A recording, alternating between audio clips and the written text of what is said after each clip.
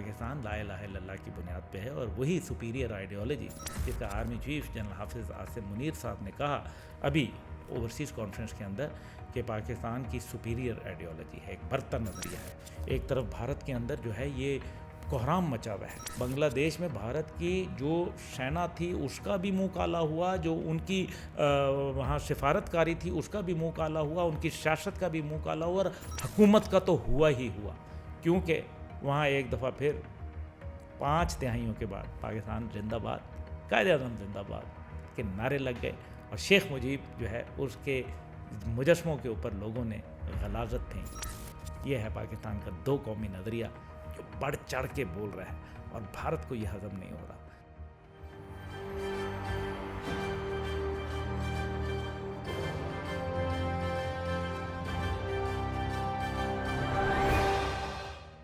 Pakistan air force کے متعلق جو ہے وہ یہ ہے کہ دنیا کی 7 بڑی اور بہترین ایئر فورسوں میں ابھی حالیہ جو سروے ہوا اس کے مطابق وہ شامل ہو گئے۔ پاکستان نیوی کی تعریفیں کرتے بھارتی نیول چیف تھکتا نہیں ہے، کہتا ہے کہ میں حیران ہوں پاکستان کی نیوی کی حیران کن تیز رفتاری کو دیکھتے ہوئے، اور ان کی جس طریقے سے پروفیشنلزم بڑھ رہا ہے، یہ باتیں وہ کرتے ہیں۔ نیوی کا ان کا یہ عالم ہے کہ ابھی ان کی جو ایک سب مرین تھی وہ ابھی انوگریشن ہوا، اس کا فیتا ہی کاٹا بیچاروں نے، لیکن ڈھکنا بھول گئے بند کرنا، وہ ڈھکنا بھول گئے، تو وہ جب ابھی اس نے ڈائیو کی تو ڈھکنا تو کھلا تھا، پانی بھر گیا، اور وہ وہیں اڑنے بھی نہ پائے تھے کہ گرفتار ہو گئے، اور وہیں ڈوب گئی، وہ غرق ہو گئی۔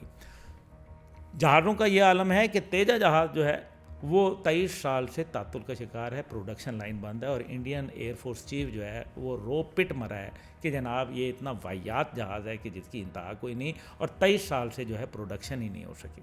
جو ان کے رافل جیٹ ہے اس کے اوپر ابھی تک ان کی کنورژن مکمل نہیں ہوئی، اس لیے وہ جب تک نہیں ہوگی تب تک وہ پاکستان کے خلاف استعمال نہیں ہو سکتے۔ مگ 21 وہی جہاز ہے جس کو بھارتی خود کہتے ہیں کہ یہ اڑتے ہوئے تابوت ہے، فلائنگ کافن، کیونکہ یہ جہاز ختم ہو گیا ہے، کبھی اڑتے اڑتے اس کا پر گر جاتا ہے، کبھی اڑتے اڑتے جو ہے وہ اس کی کوئی اور چیز گر جاتی ہے۔ بہرحال ناظرین کرام، بات اتنی سی ہے کہ ابھینندن ہو یا کوئی اور ہو، پچھلی دفعہ تو واپس کر دیا تھا، اس بار نہیں واپس کرنا، اس بار چائے نہیں پلانی، اس بار جو ہے کھانا کھلانا ہے، اور اس بار جو ہے ابھینندن واپس نہیں کرنا بلکہ ابھیننگن واپس کرنا ہے، اور یا ابھی نندن جو ہے 6 فٹ اوپر جائے گا یا زمین کے 6 فٹ نیچے جائے گا۔ بھارتیوں میں ہمت ہے، آ کے دیکھ لیں۔ پاکستان کا مقابلہ کرنا خالہ جی کا گھر نہیں ہے، پاکستان لا الہ الا اللہ کی بنیاد پہ ہے، اور وہی سپیریئر آئیڈیالوجی جس کا آرمی چیف جنرل حافظ عاصم منیر صاحب نے کہا ابھی اوورسیز کانفرنس کے اندر کہ پاکستان کی سپیریئر آئیڈیالوجی ہے، ایک برتر نظریہ ہے۔ ایک طرف بھارت کے اندر جو ہے یہ کوہرام مچا ہوا ہے، جب سے یہ وقف ترمیمی بل آیا ہے، سراپا احتجاج ہے مسلم دنیا وہاں، تو وہ بھی توجہ ان کے لیے ہے۔ دوسری طرف میں نے آپ سے کہا کہ 33 انڈیپینڈنس کی موومنٹ، آزادی کی موومنٹس جو ہیں بھارت میں چل رہی ہیں، 100 وہ ہیں جو ان رجسٹرڈ آزادی کی موومنٹس ہیں۔ اسی طریقے سے بنگلہ دیش میں بھارت کی جو سینا تھی اس کا بھی منہ کالا ہوا، جو ان کی وہاں سفارت کاری تھی اس کا بھی منہ کالا ہوا، ان کی سیاست کا بھی منہ کالا ہوا، اور حکومت کا تو ہوا ہی ہوا، کیونکہ وہاں ایک دفعہ پھر 5 دہائیوں کے بعد پاکستان زندہ باد، قائد اعظم زندہ باد